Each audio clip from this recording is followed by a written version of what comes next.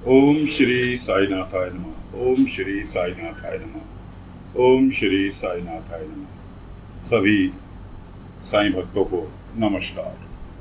साथियों, कथा प्रारंभ करते हैं। जैसा कि पिछले भाग में आपको बताया था कि शिरडी में द्वारका माई में टेम्परेरी अदालत लगेगी, क्योंकि बाबा को भक्त लोगों ने धुले जाने नहीं दिया, जहाँ से सम्मन आए थे बाबा को अदालत में पेश होने के। उधर जिस चोर ने चोरी की थी गहनों की, असल में हुआ ये था कि उसका लड़का था मेंटल कहना चाहिए, हैंडीकैप, पागलों वाली हरकतें, हाथ पैर टेढ़े मेढ़े, सीधे बात नहीं कर पाता था। उसके इलाज के लिए वो वैद्य के पास गया। वैद्य ने उससे इलाज के 100 रुपये मांगे कि 100 रुपये लगेंगे जब तेरे बेटे को ठीक करूँगा। अब उस बेचारे पे खाने के लिए पैसे नहीं, वो 100 रुपये कहाँ से लाता। बहुत गिड़गिड़ाया, लेकिन वैद्य ने नहीं सुनी। वैद्य ने नहीं सुनी है वो बेचारा, यहाँ तक कि उसे धक्के देके अपनी औषधालय से बाहर निकाल दिया। अब बेचारा रोता झिकता जा रहा था कि कैसे अपने बेटे का इलाज कराऊं कि अचानक उसके दिमाग में विचार आया कि क्यों ना मैं चोरी कर लूं। सामने घर में दिखाई दिया, जो घर उससे सामने दिखाई दिया, उसी में वो खिड़की के रास्ते अंदर घुस गया। और अंदर घुसने के बाद उसके हाथ लगे जेवर, वो जेवर बीन के घर से निकल लिया। अब उसका इरादा था कि इसे पहले बेच लूं जेवर को, फिर बेटे का इलाज कराऊं। लेकिन होने को कुछ और ही मंजूर था। वो पकड़ा गया। उस तेरे पास जेवर कहाँ से आए? उन्होंने कहा मुझे जेवर शिरडी वाले साईं ने दिए थे, मैं शिरडी गया था। उसने ये सोचकर बाबा का नाम ले दिया कि बाबा मुझे किसी ना किसी रूप में बचा लेंगे।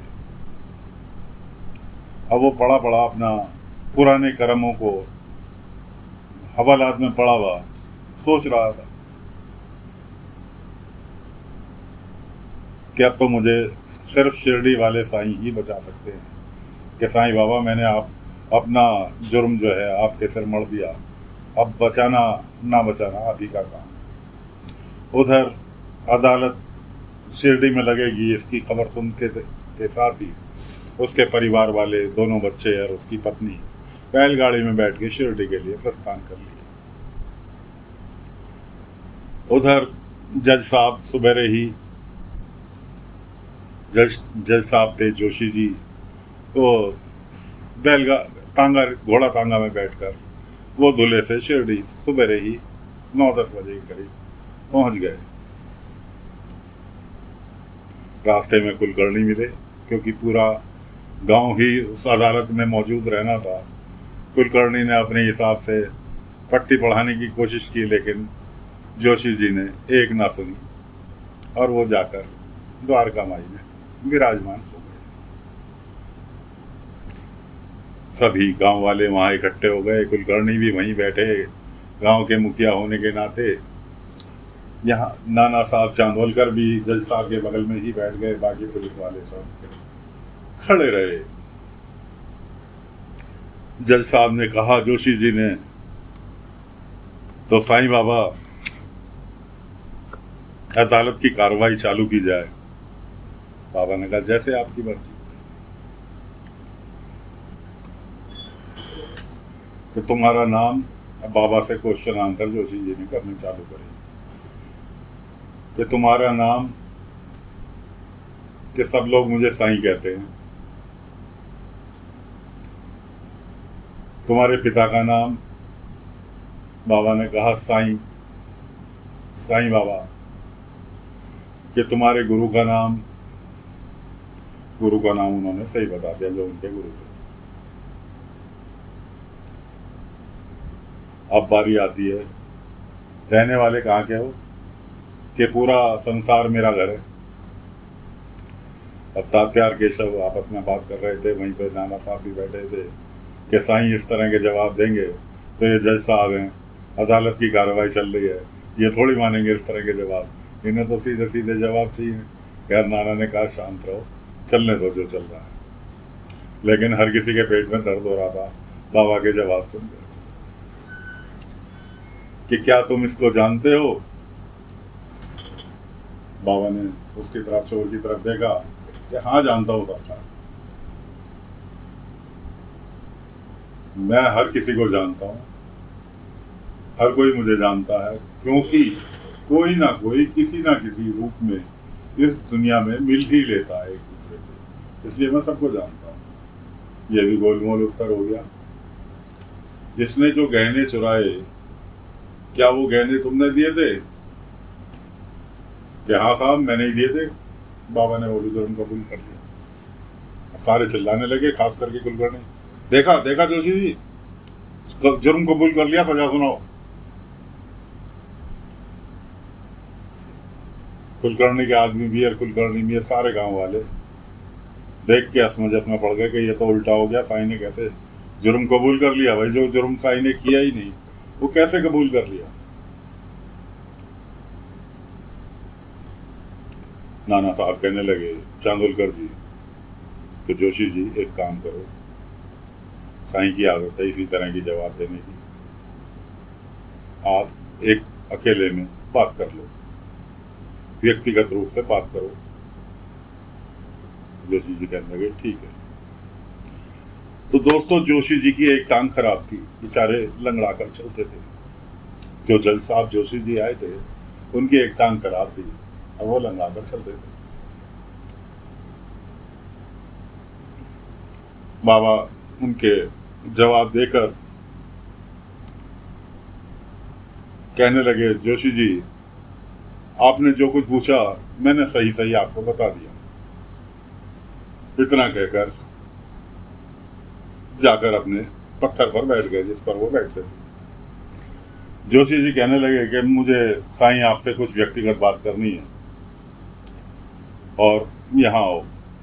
बाबा ने कहा, जोशी जी आपने जो कुछ पूछा मैंने सही सही बता दिया, अब व्यक्तिगत बात आपको करनी है तो उठकर आप मेरे पास आ जाओ। अब जोशी जी जज की भूमिका निभा रहे थे, वो तो एकदम सख्ते में आ गए कि क्या हुआ। कुछ सोच विचार कर नाना की तरफ देखा, नाना ने इशारा किया चांदोलकर जी ने, क्योंकि चांदोलकर जी भी कोई छोटी मोटी पोस्ट पर थे नहीं, डिप्टी कलेक्टर थे, तो उन्होंने इशारा किया। तो जज साहब उठे जोशी जी और लंगड़ाते हुए कि ठीक है साईं मैं ही आता हूं तुम्हारे पास,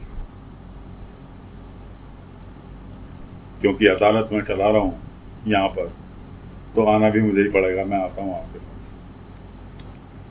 अब जज साहब लंगड़ाते हुए चले, द्वारका माई की पहली सीढ़ी पे ही कदम रखा। बाबा को पता था इनकी टांग खराब है, बाबा को लड़खड़ाए, फिर संभले, बाबा ने आशीर्वाद के लिए हाथ उठा दिया।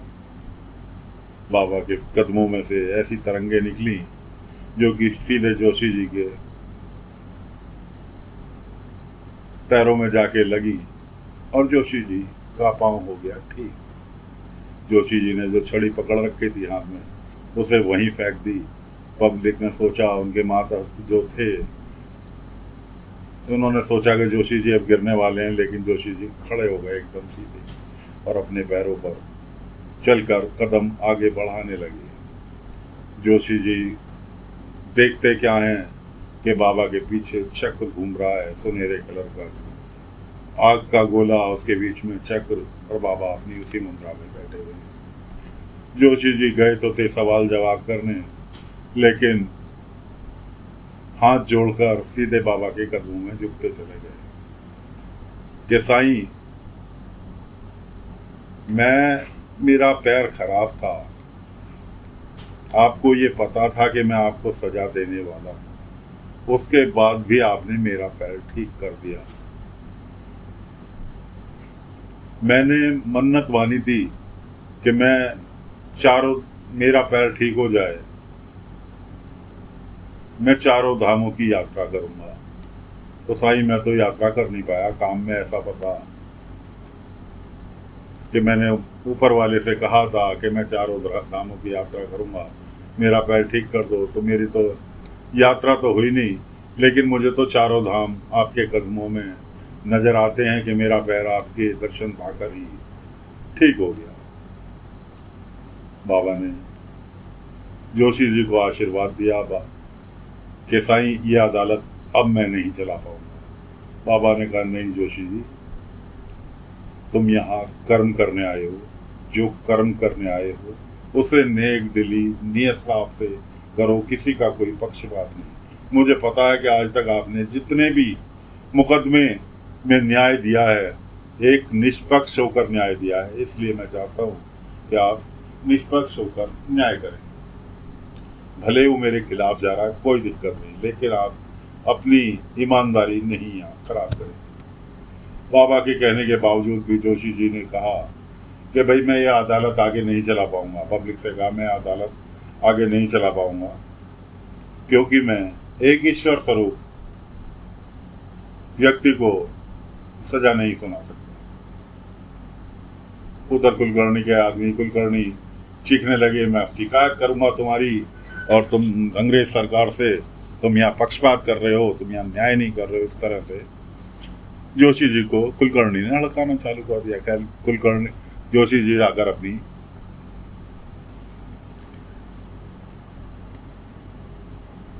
सीट पर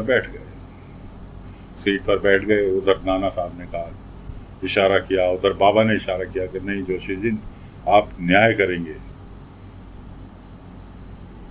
अब जो मुजरिम था, चोर था, वो खड़ा हथकड़ी में बंधा हुआ देख रहा था कि जिन साईं ने मेरा गुनाह तक अपने ऊपर ले लिया, क्योंकि साईं ने तो कुछ किया ही नहीं, चोरी नहीं की, कुछ नहीं की, और मैंने उन्हीं पर आरोप लगवा दिया।